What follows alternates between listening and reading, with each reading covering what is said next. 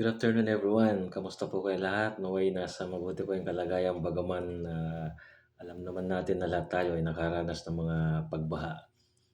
Tulad nga ng walang humpay na pag-ulan itong mga nagdaang mga araw.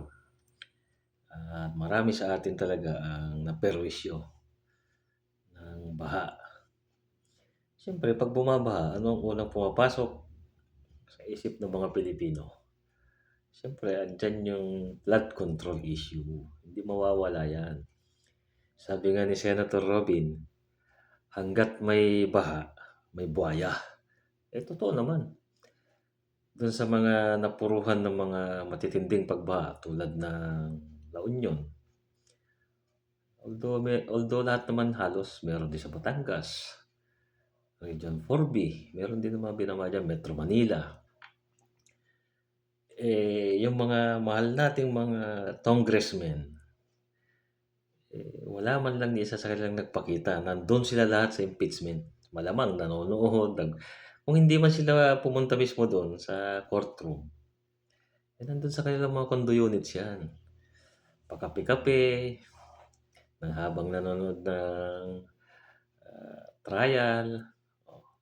Ni isa sa kanila, wala man lang nagtangka na tawag dito, mga musta sa kanilang mga nasasakupan kung ano na ang sitwasyon, okay lang ba sila, wala.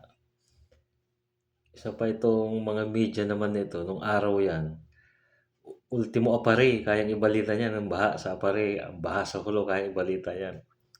Pero ngayon, karamihan sa kanila, hanggang Metro Manila lang, ayaw na lang lumagpas, panorte. Hindi ko alam, baka may boundary. Narinig nyo ba, binalita may baha sa Ilocos Sur, may baha sa Ilocos Norte.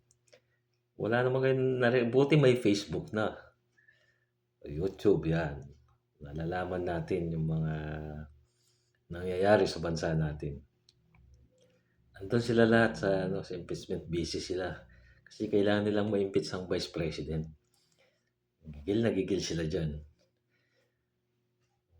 Saka dapat, ang gawin ng Pangulo, wag na muna yung racket. Mahal yan eh. Saka ilan lang, sino ba makikinabang sa racket?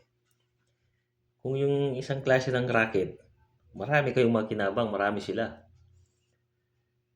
Ang dapat gawin ng gobyerno natin, bumili ng maraming bangka. Huwag na maglagay ng flood control project. Huwag na mag-project ng flood control. Bumili na lang ng bangka at lahat ng barangay bigyan ng kahit tig-5 lang para naman may magamit yung mga tao pag matas ang tubig, magbabangka na lang.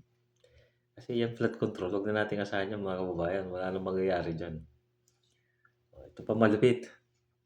Sa 2027, ang proposed budget na naman for the national budget is around 7.2 trillion. Para sa lahat na yon, sa health services, infrastructure, basta lahat na nandun na lahat. Ngayon, palduhan na naman. Tingnan nga natin kung may mababago sa 2027 sa laki ng budget niya. Tingnan nga natin, abangan natin. Yun lang mga kababayan.